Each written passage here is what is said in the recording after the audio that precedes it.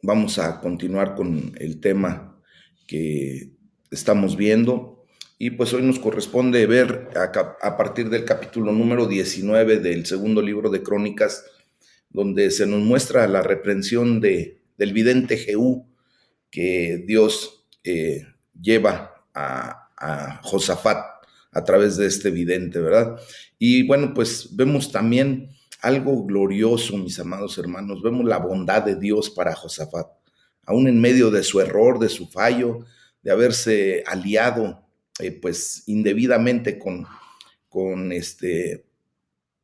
el rey del norte, pues Dios muestra bondad y dice el versículo 1 del capítulo número 19, él regresa a salvo después de la batalla, o sea, dice, Josafat, rey de Judá, volvió en paz a su casa en Jerusalén. Pues aquí vemos cómo esta fue la misericordia de Dios, mis amados. ¿Cuántas veces ustedes y yo hemos hecho algo incorrecto? Que a los ojos de mucha gente pareciera ser que estamos haciendo bien las cosas, ¿no? Yo creo que hasta mucha gente del reino, tanto del norte como del sur, pues habían visto con buenos ojos el hecho de que los reyes se juntaran para pelear juntos. Y no es así, o sea, Dios no había mandado a Josafat a tener ninguna alianza, más sin en cambio, pues en esa falla, ese pecado, Josafat ve la misericordia de Dios. Eh, recordemos que él seguía vestido con las túnicas de rey, ¿verdad? Y pues él propiamente había sido un blanco fácil para la muerte. ¿Por qué? Porque el ejército de Siria lo reconocía rápidamente. Es como cuando pudiéramos ver en un puñado de arroz blanco, de repente un frijol negro, ¿verdad? Pues fácilmente se reconoce. Así estaba el rey Josafat en la batalla. Y pues obvio que era una presa fácil, un blanco muy, muy fácil. Debió haber muerto simplemente en esa batalla. Sin embargo, recordemos que él clamó al Señor y fue preservado. Y dice la palabra de Dios que regresó en paz a su casa en Jerusalén. Esa paz que solamente Dios puede traer, si ustedes se dan cuenta. Realmente no había manera de que él hubiese salido ileso, mas sin en cambio Dios trajo paz y lo trajo de vuelta a casa. Bueno, el hecho de que Josafat llegara salvo a su casa es muy significativo, mis amados. Esto contrasta obviamente con el destino del rey Acab, ¿verdad? Y esto justamente lo único que puede generar para nuestras vidas es el testimonio de la gracia de Dios que da a una persona que fue pues casi destruida por una locura insensata. O sea, solamente a él se le ocurrió hacerle caso al rey Acab para presentarse en la guerra, pues con todo su atuendo real para, como les digo, ser presa fácil. Pero bueno, aquí vemos cómo aún en nuestra locura, en nuestra insensatez, en nuestra mala manera de hacer las cosas, cuando no tenemos la dirección de Dios, Dios aún cuando dentro de sus planes, dentro de su propósito, muestra misericordia y compasión de uno y nos permite salir ilesos de cosas que a veces nos metemos en camisa de 11 varas, mis amados, que después ya no sabemos ni cómo salir, ¿verdad? Y Dios muestra su misericordia, su amor y nos saca adelante. Bueno, pues así justamente pasó con el rey Josafat. Pero ya en el versículo 2 y 3, pues se nos muestra cómo Dios reprende a Josafat a través del profeta Jehú. O sea, no creamos que Dios al mostrar misericordia, al mostrar su clemencia para con nosotros, pues deja que las cosas pasen como si nada. No, al contrario, simplemente después de que ya libró de la muerte al rey Josafat, pues viene la reprensión. Es como nosotros, como padres de nuestros hijos, ¿verdad? Simplemente vemos que nuestros hijos tienen algún problema, se meten en alguna dificultad, cometen algún pecado y pues lo primero que hacemos es ayudarles, mostrar misericordia. Y ya después de que salieron de la condición o de la situación, pues ahora sí venimos y les decimos, oye, ¿qué te pasa? Tú deberías haber hecho esto y esto, por favor, ten comprensión de las cosas, no vuelvas a cometer este error. este tipo de situaciones ya no. Y así es como nosotros tratamos a nuestros hijos. Bueno, pues Dios, que nos hizo a su imagen y semejanza, pues justamente hace lo mismo, ¿verdad? Reprende a el rey Josafat a través de Jehú. Y dice la palabra de Dios, Jehú, hijo de Ananí. Bueno, pues el padre de Jehú, mis amados, recuerden que fue un profeta muy valiente que le habló al rey Asa. Y Jehú ahora pues también profetiza a Baasa, el rey de Israel. Todo eso lo vimos en el primer libro de Reyes, en el capítulo 16, para que se recuerden, para saber quién era este Jehú. Bueno, y Jehú, por mandato de Dios, ¿verdad? Le hace una pregunta a Josafat y le dice, ¿al impío das ayuda y amas a los que aborrecen a Jehová?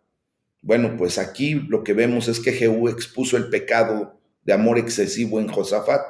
¿Ah? Él profesó amar a Dios, pero también demostró amar a los que aborrecen a Jehová.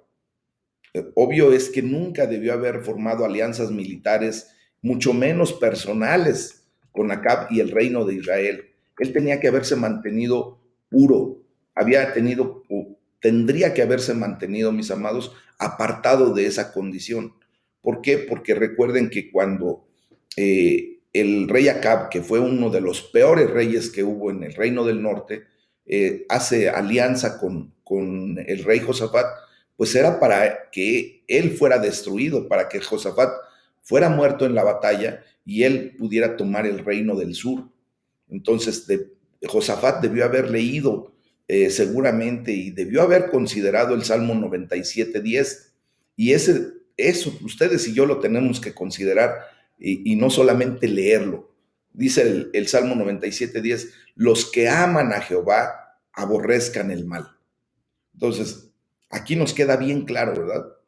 Tú y yo amamos a Jehová de los ejércitos, a ese Dios todopoderoso, ¿sí o no? Sí, lo amamos y lo amamos verdaderamente.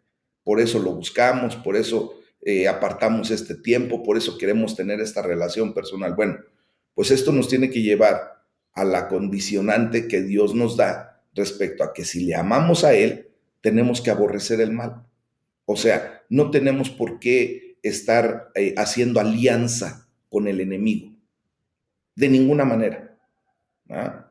No nos dejemos llevar por la mentira de Satanás como para hacer, porque él es muy diestro y trata de hacernos ver las cosas de una manera diferente. Y es por eso que muchas veces caemos en la trampa, mis amados.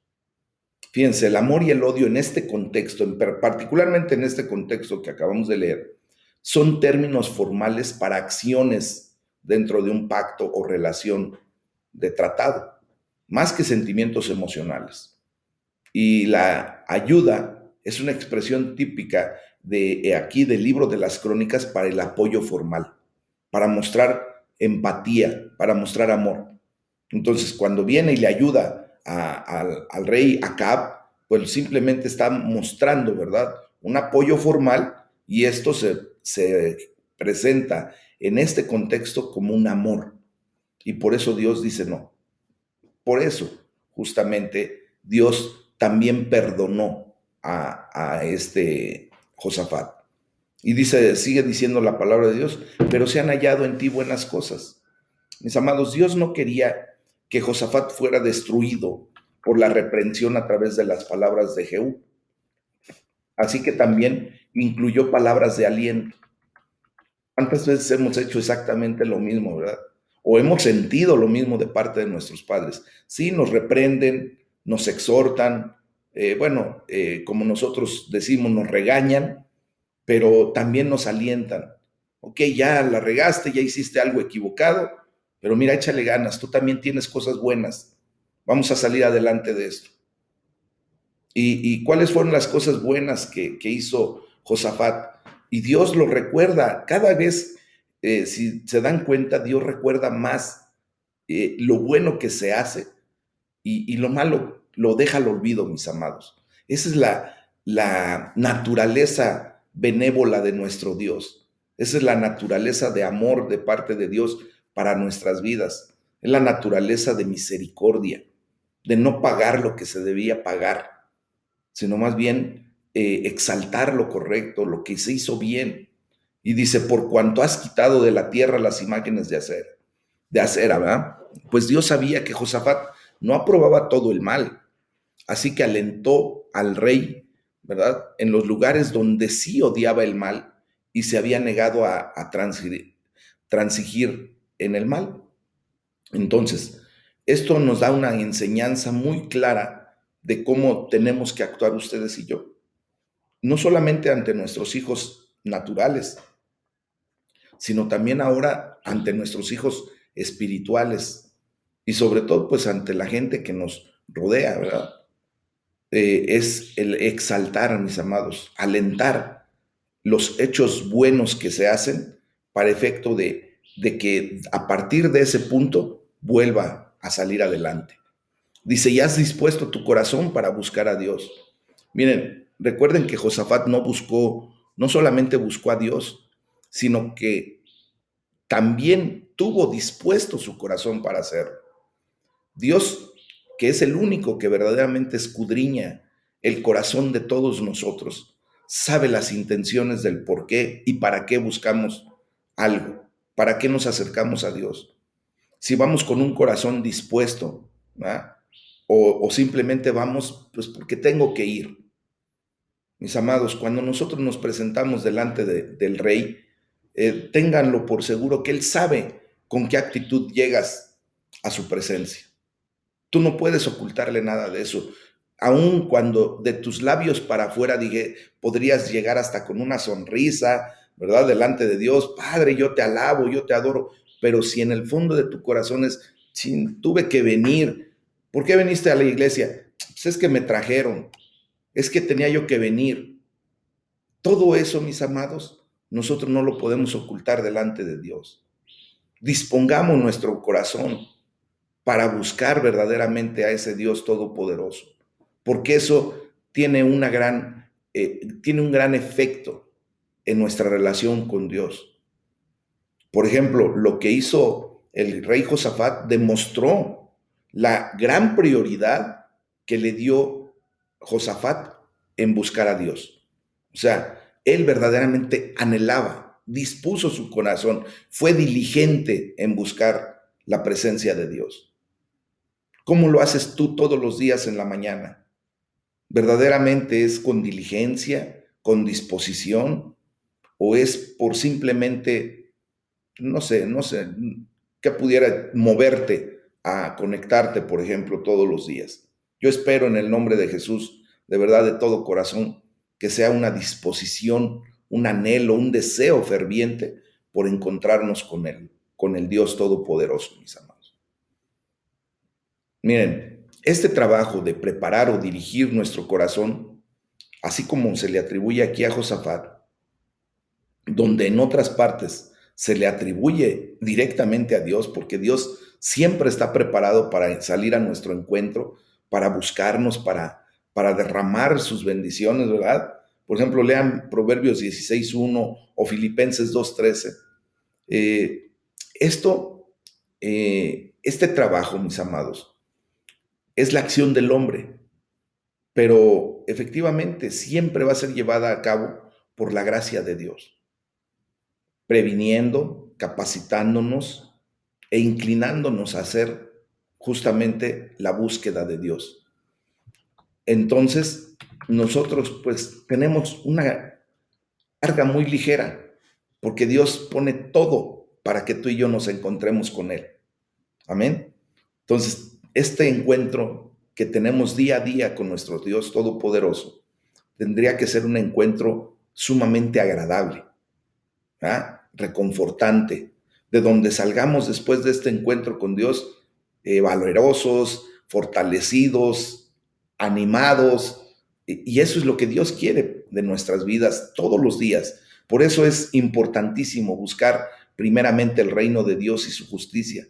Todo lo demás, el Señor lo pondrá por añadidura, mis amados, ¿verdad? Y bueno, ya en la segunda parte de este capítulo número 19, pues viene la respuesta de Josafat y dice el versículo 4. Aquí se nos enseña cómo Josafat fomenta la consagración en el reino de Judá. Fíjense lo que provoca un encuentro con disposición de parte del corazón del hombre con Dios. Lo que provoca es que haya una consagración, que el ser humano se aparte nuevamente de pecado y vuelva a los caminos del Señor. Dice el versículo 4, habitó pues Josafat en Jerusalén, pero daba vuelta y salía al pueblo desde Berseba hasta el monte de Efraín y los conducía a Jehová, el Dios de sus padres. Fíjense qué bonito es cuando nosotros, lejos de malver una reprimenda por parte de Dios, un regaño, lejos de decir, ay, ya me está fastidiando otra vez el pastor o el líder o este hermano que otra vez viene a decirme lo que no debo hacer o tal parece que no puedo hacer las cosas por mí mismo. Bueno, pues por nosotros mismos muchas veces hacemos cosas mal y Dios pues nos corrige, ¿verdad? Pero cuando nosotros tomamos la actitud, por ejemplo, de Josafat, de que después de la corrección reaccionemos correctamente, dice la palabra de Dios, habitó pues Josafat en Jerusalén. Esto significa que limitó sus aventuras en el extranjero, o sea, se recogió hacia la presencia de Dios, mis amados. A no andar de aquí para allá, sino simplemente concentrarse. Obviamente esto lo llevó a pues ya no regresar al reino del norte de Israel, ¿verdad? Y se contentó con quedarse donde debía. Cuando nosotros hacemos exactamente este tipo de acciones, es igual a decir, ok, yo ya no voy a ir o ya no voy a exponerme al pecado, porque si me salgo del camino que Dios me ha trazado, si no me quedo donde debo, pues me voy a exponer otra vez a tener problemas con Dios. Y entonces Josafat obviamente tomó la mejor decisión. Se limitó a no exponerse. Eso es lo que tenemos que entender el día de hoy para nuestras vidas, mis amados. Dice la palabra de Dios, y los conducía a Jehová, el Dios de sus padres. Bueno, la redacción en este texto implica que Josafat hizo esto personalmente, ¿verdad? Porque la palabra nos dice que él daba vuelta y salía, pero solamente en el área, en el camino que Dios le había trazado. Esta fue una maravillosa obra personal en la causa de la consagración de parte del rey de Judá, ¿verdad? Para que el pueblo viera quién era el que los estaba llevando a los caminos de Dios, a regresar, ¿verdad?, al Dios de sus padres. Fue el mismo rey que salía y seguramente platicaba con las personas y les decía, mira, hicimos mal, yo hice mal en permitirme aliarme con el rey del norte, pero hoy vamos a levantarnos en el nombre de Jesús y vamos a caminar en los caminos del Señor. Y obviamente eso llevó a que el pueblo se consagrara nuevamente para Dios. Entonces, nosotros como líderes, pues tenemos que hacer nuestro trabajo, mis amados hermanos. Tenemos que personalmente llevar esta buena noticia a las personas que están a nuestro alrededor, para que de esa manera pues vengan a los caminos de ese Dios al que amamos. Fíjense que quiero comentar que estas campañas itinerantes, ¿ya?, salía, regresaba, no tienen un equivalente real en el Antiguo Testamento, ni en los profetas, aunque ellos viajaban bastante, no se involucraban en la enseñanza sistemática de la palabra de Dios. El paralelo más cercano está en el Nuevo Testamento, exactamente en el propio ministerio itinerante de nuestro Señor Jesús. Recuerden que nuestro Señor Jesús iba, venía, andaba de aquí para allá, pero no como para generar guerras, no como para hacer ninguna otra cosa, sino que llevar la palabra de Dios. Esto es lo que nos tiene que quedar a nosotros, mis amados, en una forma específica de cómo conducirnos delante del Rey, ante la vida que Dios nos está permitiendo obtener. Bueno, ya después del versículo 5 al 11, se nos dan las reformas judiciales del rey Josafat. ¿Qué fue realmente lo que hizo? Bueno, Dice la palabra de Dios allá en el versículo 5, y puso jueces en todas las ciudades fortificadas de Judá, por todos los lugares, y dijo a los jueces, miren lo que hacen, porque no juzgan en lugar de hombre, sino en lugar de Jehová, el cual está con ustedes cuando juzgan. ¿Verdad? Miren, vamos a desglosar esto. Este fue un cargo grande y apropiado para los jueces del Reino del Sur. Y podemos entender el interés que tenía el escritor de este libro de las crónicas de incluir esto que se acaba de declarar, que no fue registrado en los libros de los reyes. Y aquí está utilizando el ejemplo de Josafat como un estímulo para los líderes para reconstruir la comunidad de Jerusalén y de Judá después del exilio. Pues mis amados, este tiene que ser para nosotros un ejemplo, porque déjenme decirles que ahora nosotros, que somos los que juzgaremos a las naciones, ¿recuerdan eso? Algún día nosotros tendremos ese gran cargo, esa posición que Dios nos dará. Pero ahorita, en esta vida, pues nosotros tenemos una condición especial. Tenemos el conocimiento de Dios, tenemos cómo poder llevar, no en un juicio directamente como jueces, pero sí en una observación a mucha gente a los pies de Cristo. Este es el estímulo que tenemos que tener ustedes y yo para poder construir o reconstruir la comunidad en el nombre de Jesús, para que la gente venga a los pies de Cristo, porque nosotros no juzgamos, ¿verdad? Como debiera ser la condición de un hombre, sino que nosotros traemos la palabra de Dios, juzgamos en lugar de Jehová. ¿Me explico? Entonces, una advertencia muy solemne y muy necesaria para aquellos días y para nosotros también es que los jueces deberían sentirse en el lugar de Dios y juzgar como aquellos que saben que serán juzgados por sus propios juicios. Entonces, mis amados, si ustedes y yo ya entendemos esto, más nos conviene, ¿verdad? Juzgar conforme a la palabra de Dios y no conforme a nuestro corazón. No hacer conjeturas, no tener esa idea de ponerle pensamientos a la gente y tomar decisiones equivocadas, porque un día nosotros tendremos que dar cuentas delante del Rey.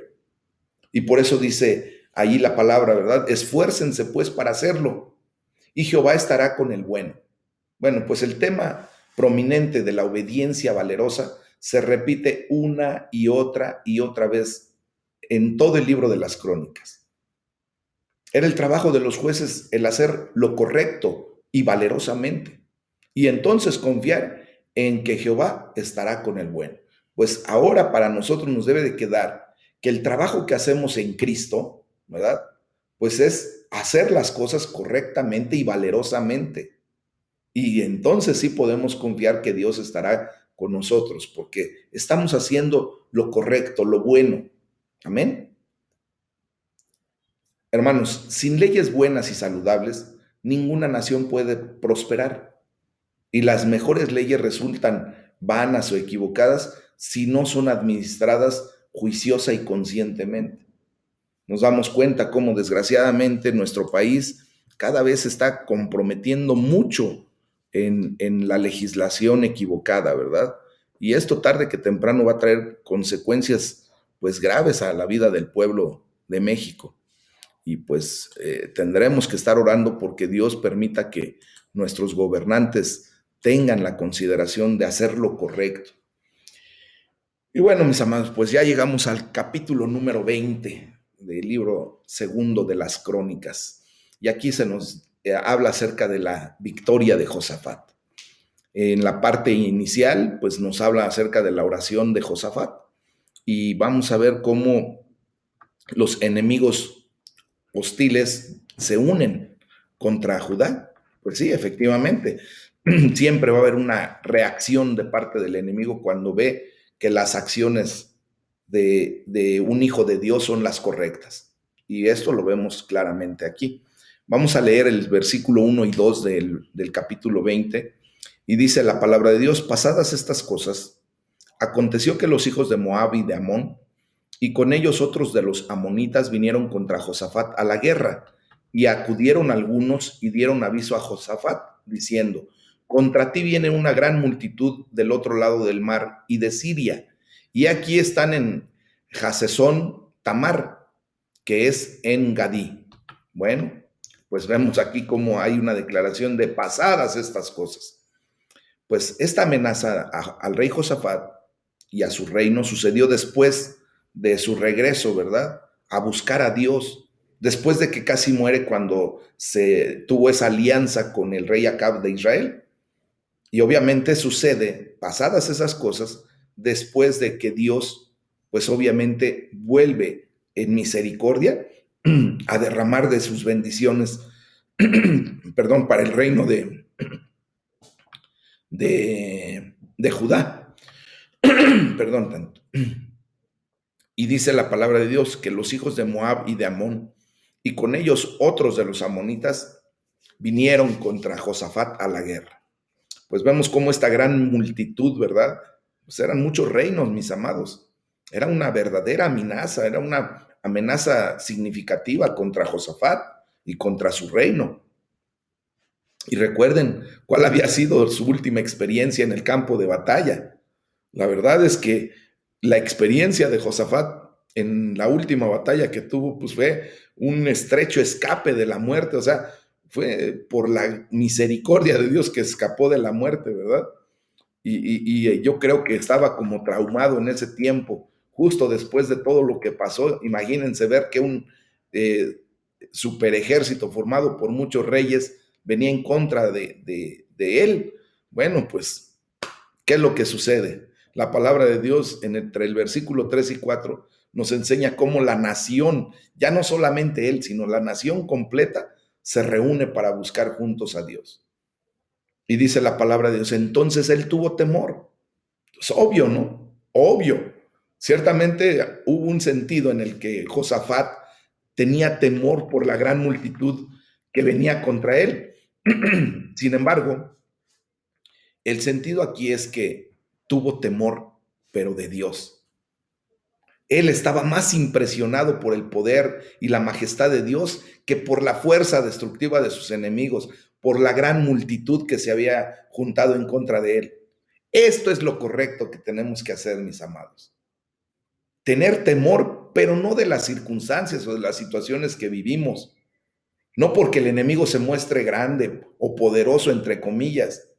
Cuando nosotros verdaderamente nos impresiona más el poder, la majestad de Dios y tenemos un temor reverente por ese Dios poderoso, majestuoso, mis amados, ¿qué nos va a poder hacer el enemigo?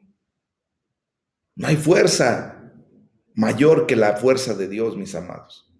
Esa es una de sus atributos, de la naturaleza de Dios. Él es el omnipotente y nadie puede tener ese título más que él. Entonces, Josafat, por ejemplo, tuvo temor. Sí, en parte por la fragilidad humana, ¿verdad? Y en parte por el recuerdo de su propia culpa y la ira de Dios, ¿verdad? Que Dios le denunció por ello. Acordémonos de lo que le dijo Jehú. Pero, mis amados, él de inmediato recordó la misericordia de Dios. De inmediato recordó el amor de Dios por su vida.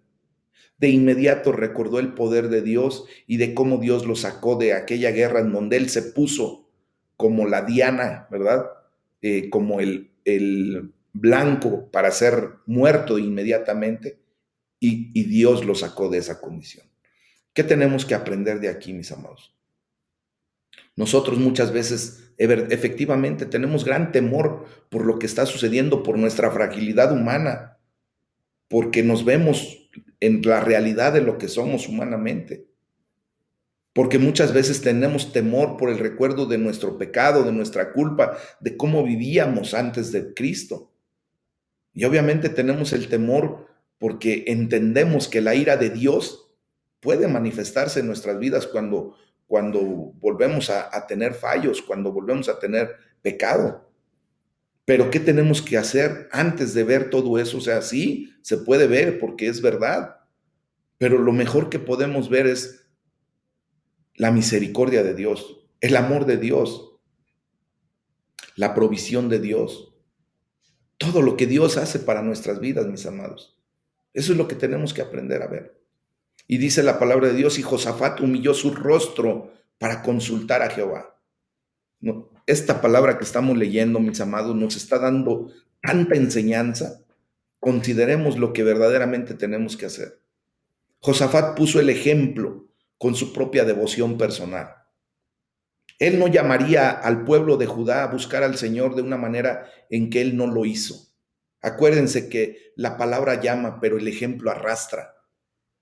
Entonces, cuando él se postra delante de Dios, cuando él se humilla delante del poderoso y lo consulta, pues ¿qué creen que pasa? Que todo el pueblo hace lo mismo, porque obviamente está tomando el ejemplo de su líder. Miren, mis amados, este es un tema recurrente en el segundo libro de Crónicas. Los líderes que buscan a Dios, pues podemos esperar que Dios haga grandes cosas cuando su pueblo, y especialmente los líderes de su pueblo, lo buscan. Miren, esto nos debe de llevar a que tú y yo busquemos primeramente a Dios, que nos humillemos delante del Rey. Hay otros ejemplos que aquí en el segundo libro de Crónicas tenemos de quienes otras personas buscaron al Señor para dirección, para guianza divina. En segundo libro de Crónicas, capítulo 11, versículo 16, nos dice que el fiel remanente de Israel buscó al Señor, se humilló delante de él. En segundo de Crónicas 14:4 y en el 15 de los versículos 12 al 13 ya estudiamos que el pueblo de Judá, bajo el rey Asa, se humilló delante de Dios y lo buscó. En este momento estamos viendo en capítulo anterior, en el versículo 3 del capítulo 19, vimos cómo Josafat, en la primera parte de su reinado, se humilló delante de Dios y lo buscó. Ya veremos en el capítulo 31, versículo 21, cómo el rey Ezequías se humilla delante de Dios y lo busca. Y también vamos a ver en el capítulo 34, versículo 3, cómo el rey Josías se humilla delante de Dios y lo busca para consultarlo. Imagínense nada más, mis amados. Son ejemplos claros. Miren, la actitud de todos ellos se resume en la palabra consultar, que ocurre dos veces en el hebreo, en el idioma hebreo, lenguaje hebreo. Aunque es traducido de diversas formas, esta es una palabra clave en el reinado de Josafat, que lleva el sentido básico de adorar, pero también significa descubrir la voluntad de Dios. Cuando ustedes y yo nos humillamos delante de Dios, Él se muestra y nos permite verdaderamente ver su voluntad, descubrir su voluntad, adorarlo. En ese sentido, mis amados, voy a poner un ejemplo muy fuerte, pero es verdad. Espero me lo comprendan tal como lo voy a decir. Es como cuando han visto a los perros bebés, a los cachorros, cuando tienen hambre y le empiezan a lamer el hocico a sus padres, que salieron a buscar comida y le están lame, lame, lame, ¿verdad? Y llega el momento en que los padres regurgitan, se muestran y les dan el alimento a sus cachorros, pues justamente es así lo que tenemos que hacer delante de Dios. Buscar su presencia es estar ahí duro y duro, dale y dale, adorarlo, consultar con Él, buscar la manera de que Él se muestre a nuestras vidas. Es estar en esa unión. Es por eso que tenemos que estar constantemente meditando en su palabra, buscando que Dios se muestre, se descubra, ¿verdad? Y Él lo hace de una manera excepcional, mis amados. Aquí se nos muestra cómo Josafat tiene una confianza más elevada en Dios que en sus recursos militares, porque lo conoce, porque lo consultó, porque Dios se dio a ver para él. Cuando tú y yo buscamos la presencia de Dios constantemente, como se los comento, pues simplemente Dios se muestra en nuestras vidas y nos permite verdaderamente ver su poderío, su autoridad. Es cuando nos abre nuestros ojos espirituales, como lo hizo con el siervo Giesi, y ve el gran ejército que Dios ha desplegado para nuestra bendición, para nuestro socorro, para nuestra ayuda. ¿Se dan cuenta? Y luego no se conformó con solamente él postrarse delante de Dios, humillarse y provocar que todo el pueblo hiciera lo mismo, sino que hizo pregonar ayuno a todo Judá. Josafat llamó a la nación a expresar su humildad y la dependencia total en Dios a través de un ayuno público. Esto es abstenerse de toda comida por un periodo de tiempo. Típicamente, pues es un día o un poco más de días, no sé, a los que nos llame Dios en algún momento, y beber solamente agua. Vamos en Marcos capítulo 9, versículos 28 y 29. Jesús explica por qué, ¿verdad? La oración y el ayuno juntos son una fuente de poder espiritual significativo. No es como que la oración y el ayuno nos hacen más dignos de ser bendecidos o de que no debamos hacer la obra de Dios, mis amados. Significa que la oración y el ayuno nos acercan más al corazón de Dios, nos ponen más en línea con su poder. El ayuno es una expresión poderosa de nuestra dependencia total en Él.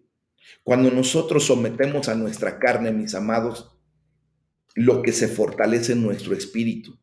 Y es justamente esa condición la que nos puede llevar más cerca de la presencia de Dios. Cuando nuestra carne está sometida y por ende nuestro pecado está derrotado, nos humillamos delante del Rey, nos ponemos en esa línea correcta en el acercamiento de Dios. Obviamente siempre aunado a la oración. ¿Ok? Bueno, dice la palabra de Dios, y se reunieron los de Judá para pedir socorro a Jehová. Fíjense bien. Esto mostró al Espíritu de Dios en acción entre su pueblo, ¿verdad? Impulsándonos a responder al llamado emitido por su rey Josafat. Entonces, para obtener esa ayuda, ese socorro, pues es necesario buscarla, mis amados hermanos. Para obtener una ayuda tan extraordinaria, cuando nosotros necesitamos que salga Dios a nuestro favor, pues debemos buscarla de una manera extraordinaria. Y es por eso que, por ejemplo, Josafat proclamó a un ayuno universal. Y todo el pueblo vino a Jerusalén a buscar al Señor. Mis amados, ustedes y yo, y sobre todo en el área del liderazgo directo de la iglesia Aljaba de Dios, Dios me ha estado llamando a que vamos a tener un espacio en donde vamos a reunirnos y vamos a ofrecer un tiempo de ayuno, un tiempo de oración, un tiempo de recogimiento. Estamos necesitando que Dios nos ayude a mantener su iglesia en orden, a seguir en esa condición de seguir en un avivamiento. Nosotros necesitamos, mis amados, seguir proclamando la palabra de Dios. El enemigo se ha puesto muy fuerte en contra nuestra, pero hoy en el nombre de Jesús declaramos que en unidad, humillándonos delante del Rey, atendiendo a un llamado que Dios nos está haciendo, podamos verdaderamente encontrar la misericordia de Dios y el favor de Dios. Y lo vamos a hacer. Ya les estaré diciendo a cada uno de ustedes en referencia a lo que nos corresponde en esa condición, qué día lo vamos a hacer, cómo vamos a hacer las cosas y vamos a ponernos en esa actitud humilde delante de Dios. Y vamos a obtener seguramente el favor de Dios. Dios es clemente y misericordioso para con quienes le amamos. Amén. Bueno, del versículo 5 al 12, mis amados, Josafat dirige a la asamblea en oración. Dice la palabra de Dios, entonces Josafat se puso en pie en la asamblea de Judá y de Jerusalén, en la casa de Jehová, delante del atrio nuevo, y dijo, Jehová, Dios de nuestros padres, ¿no eres tú Dios en los cielos y te tienes dominio sobre todos los reinos de las naciones? Y sigue hablando, ¿verdad? Un discurso muy largo ahí. Entonces vemos aquí cómo la palabra de Dios nos muestra a Josafat poniéndose en pie en la asamblea de Judá y de Jerusalén. Y obviamente, pues esta gran asamblea representaba al pueblo reunido y necesitaba que su líder se levantara. Y tenía que ser un líder consagrado. Josafat, ¿verdad? Era el lógico para unir a la asamblea en oración. Quiero decirles, mis amados, que varios comentaristas bíblicos han llamado a esta como una de las oraciones más sensibles, piadosas, correctas y en cuanto a su composición, una de las más elegantes jamás ofrecidas bajo la dispensación del Antiguo Testamento. Esto que está entre los versículos del 5 al 12 del capítulo 20 del segundo libro de las Crónicas, me gustaría que la leyeran y que hasta subrayaran algunas de las declaraciones que hace el rey Josafat, y la tengamos presente para poder orar también de una manera más elocuente, más correcta. ¿Ok? Bueno, entonces esto nos lleva a, pues, ahora a desglosar esta oración. Y dice, ¿no eres tú el Dios, tú Dios en los cielos, y te tienes dominio sobre todos los reinos de las naciones? Miren, Josafat comienza esta gran oración reconociendo el poder de Jehová sobre los cielos y sobre los reinos de las naciones. Recuerden que esta es la mecánica que hasta nuestro Señor Jesucristo nos muestra y nos enseña, ¿verdad? El reconocimiento de Dios, la exaltación de Dios. ¿Cómo empezamos, por ejemplo, el Padre Nuestro? Que estás en los cielos, santificado sea tu nombre. Bueno, pues aquí estamos viendo justamente esto que el rey Josafat hizo. Otros pueblos creían en deidades locales, ¿verdad? En ídolos locales, como los moabitas tenían a su Dios, ¿verdad? Los filisteos pues también tenían a su Dios, todos los moabitas también tenían a su Dios. Bueno, pues Josafat reconoció que el Dios de Israel en realidad era el Dios de todos los reinos, de todas las naciones, de toda la tierra y ciertamente del mismo cielo. Ese es el Dios en el que ustedes y yo hemos confiado, mis amados. El Dios del universo, el amo del universo. Amén. Y luego dice, Dios nuestro, ¿no echaste tú los moradores de esta tierra delante de tu pueblo Israel?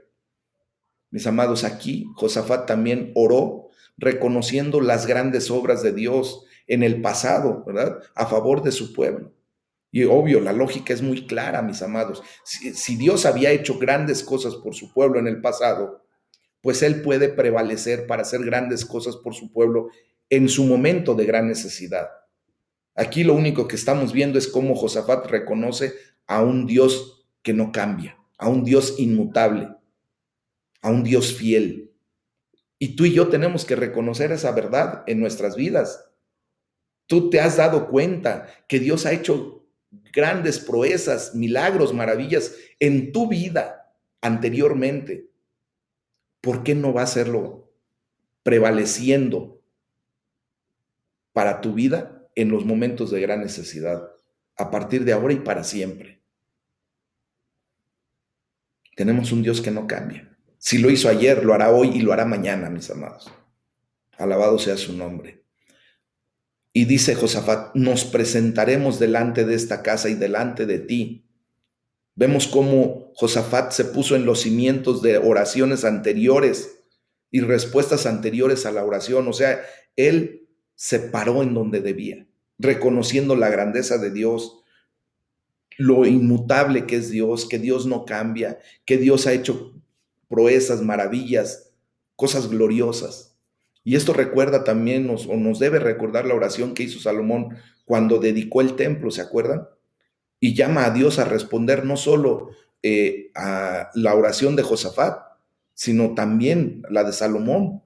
Entonces vemos cómo pues Dios es Dios hoy y siempre. Y Dios responde correctamente a quienes correctamente nos acercamos a Él.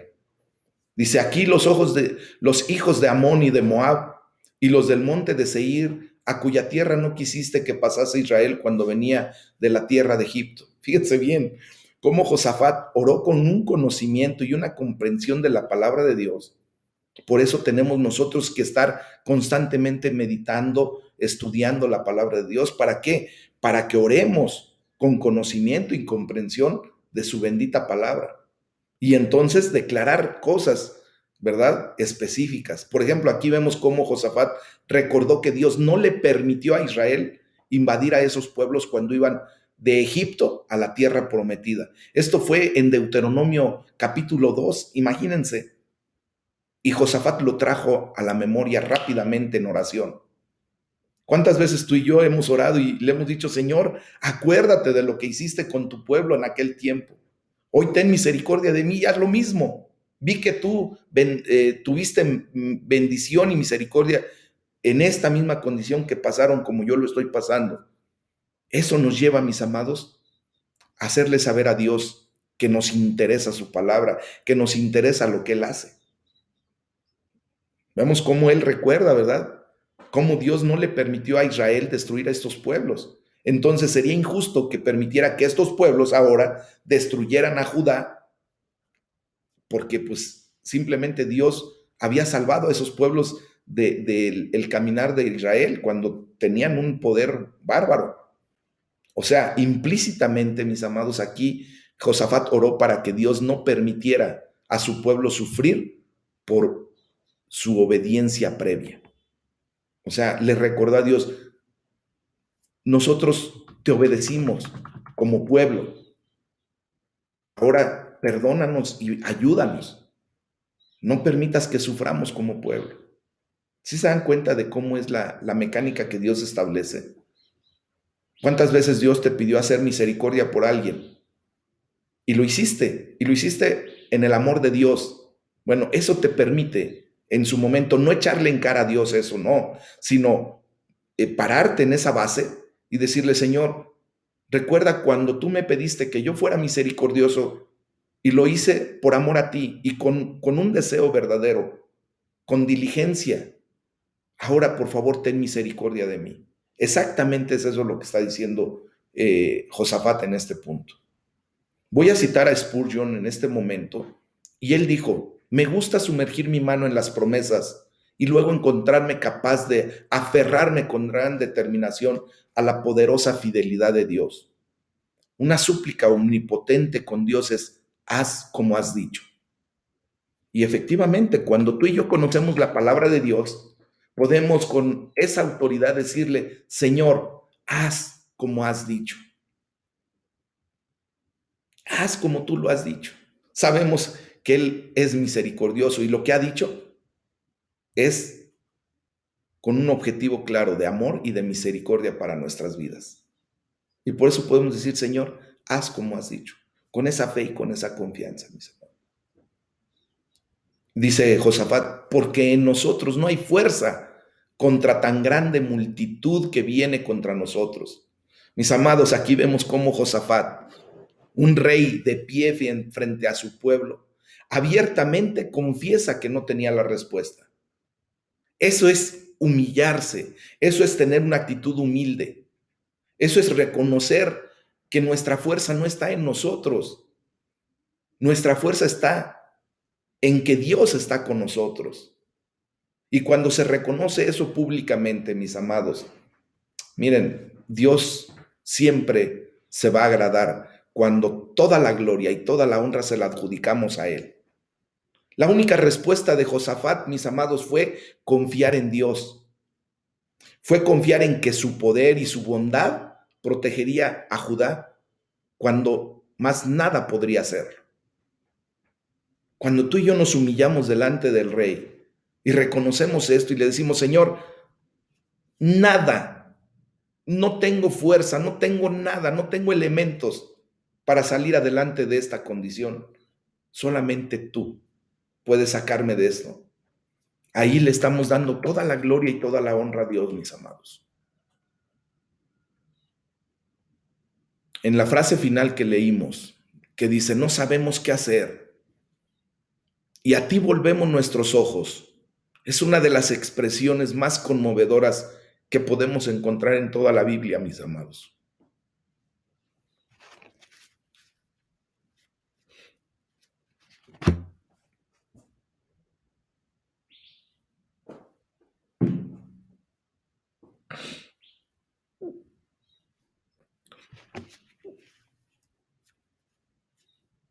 ¿Cuántas veces ya no sabemos qué hacer? No nos basta más que volver nuestros ojos a Dios, mis amados, y ver su amor y su misericordia.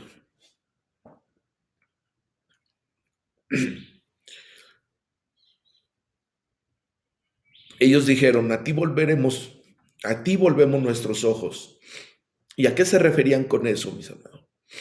Ellos lo que quisieron decir, lo que dijeron claramente es, Señor, si la ayuda fuera a llegar, debe venir de ti. Estamos buscándote a ti por ella. No puede venir de ningún otro lugar. Así que venimos a ti. Pero creemos que vendrá. Esa es la fe, mis amados. Los hombres no buscan aquello que no saben que no llegará. Nos sentimos seguros de que llegará, pero no sabemos cómo. Así que estamos buscando. No sabemos cuándo, pero estamos esperando. No sabemos qué nos pedirás que hagamos, pero así como el siervo ve a su ama, a su señora, a ti te vemos así.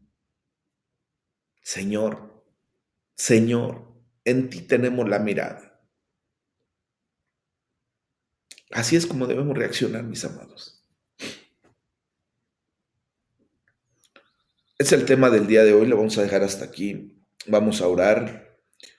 El día de mañana vamos a estar viendo la segunda parte de este capítulo.